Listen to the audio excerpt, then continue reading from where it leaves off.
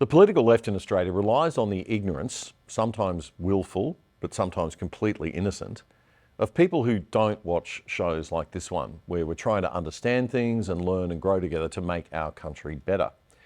A lot of the ignorant people who vote Green or Labor and walk amongst us are just well-meaning, ordinary, hard-working Aussies who are too busy to worry about economics and politics. They think that governments can just create money out of thin air. They think houses will pay for themselves and government can create supply with a stroke of the pen. They can't.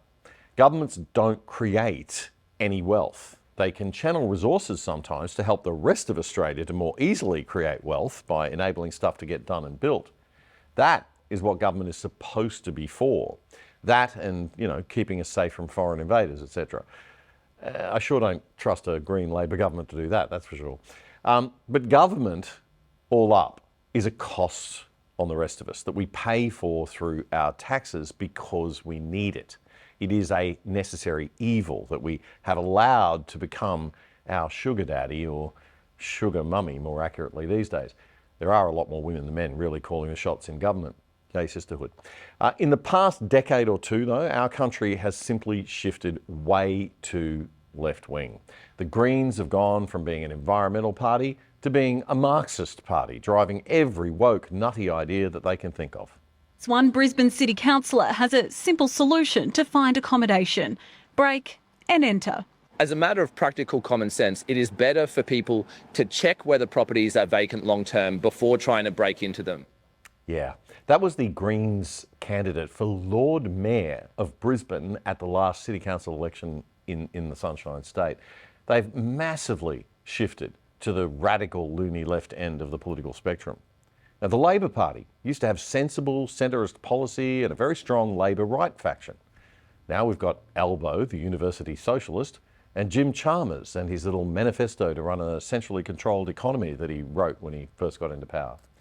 And the Liberal and National parties have even shifted left in the worst political strategy known to man, a vain attempt to follow and chase Labor instead of pulling the centre back to the right by actually leading. Again, I know many of you will be watching this after the election, know the result already, but the reason people should not be voting left or shouldn't have voted left at this particular Australian election is not because of the arrogance of Penny Wong or the camera avoidance of Labor, Teals or Greens that we've been discussing in the show this week. It's because it's a bad idea to vote left. And even if you consider yourself a bit of a lefty in normal times, it's a very bad idea to vote left right now. Government today not only doesn't respect working class family values or want to help people in business to make a buck for the country and create jobs, government today actively works to make it harder for Aussies to make a buck and a profit and get ahead.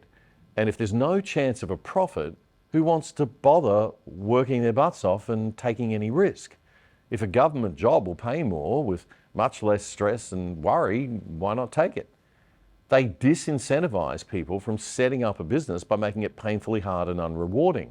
And that is a crying shame in a nation as wonderful and blessed as this. And then the Green Labor types keep telling us how we should just let them centrally control everything, then they'll fix it all.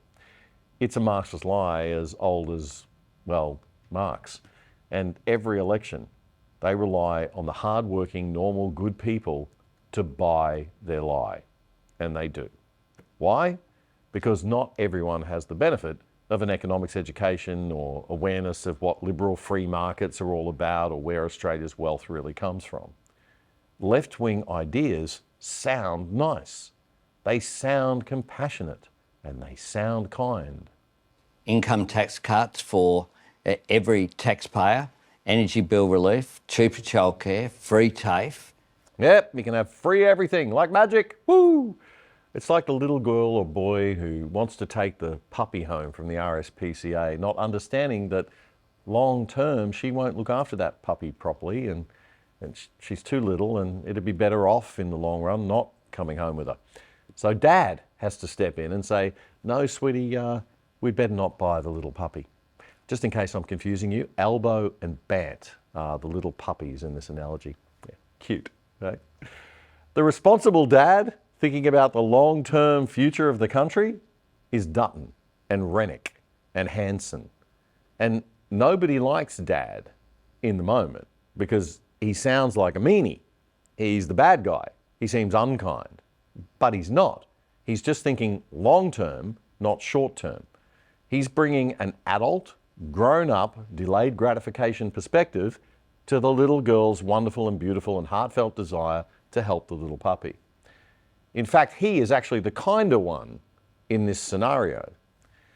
Classical liberal economic policy is a hard sell because our ideas are more complex than just rich bastard bad, poor person good, and we'll give you free stuff. It's very hard to get our ideas across on a TikTok or an Insta reel or newspaper quote or even a TV news soundbite. Online critics just throw a neo-Nazi slur here and there and say, all right-wing people are Nazis. Sometimes they even deliberately throw in an actual paid neo-Nazi or two for a bit of theatrics. Then pretty soon, sensible dad at the RSPCA shelter is Hitler, just because he says, hey, I don't think we should take the little puppy home right now. We can't afford it and you won't be able to look after it and it'll die. All I'm saying is that the left, the Greens, the Teals, and the insanely far left factions who seem to have control of the unions and the Labor Party these days, these people aren't telling it like it is. They're spinning the line that they're kind and compassionate and everyone on the right is evil, rather than a normal working class Aussie who just has conservative values and believes in reward for work and effort and productivity, or a small business person who's struggling to make ends meet and make sure he doesn't have to lay off any of his staff and try to create more jobs, or tradies, or even corporate workers who understand the benefits of free market economics and competition and accountability and reward for performance and aren't buying into the latest HR nonsense. Newsflash, the right wing, we want hospitals and healthcare and a leg up for the homeless and the unemployed and support for the disabled people and great aged care too. We just have a very different view of how to get there economically. And the thing is, history has proven we are the right ones. The approach of centralised government power in the hands of a few bureaucrats making all the decisions, that's actually a recipe for disaster and mass poverty and suffering.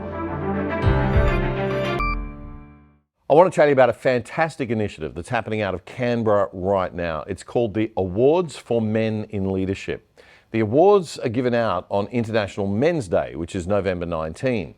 They're designed to combat the increasing denigration of masculinity in our culture and the widespread discrimination against males inside and outside the workplace. The goal is to lift the well-being of boys and men and facilitate healthy collaboration between men and women. The awards for men in leadership are designed to inspire men to make a bigger contribution to family and community and to elevate positive male role models. There's a $10,000 scholarship for studies and professional development, public recognition for the winners, and a year of mentorship and executive coaching for each recipient. It's targeted at young men and middle-aged guys who fought their way up from some other kind of disadvantage. This is the third year of the awards and it'll be the biggest yet. To find out more, just search up the Awards for Men in Leadership on Facebook.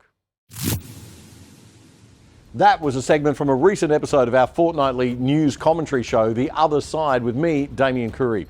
If you liked it, support us. Subscribe to our channel on YouTube right now so you don't miss a thing. It's totally free. Just click that subscribe button and the little bell. And check out our Other Side Unplugged show too, and join our mission to actually do something and change Aussie media for the better at othersidetv.com.au. That's othersidetv.com.au. Check it out now.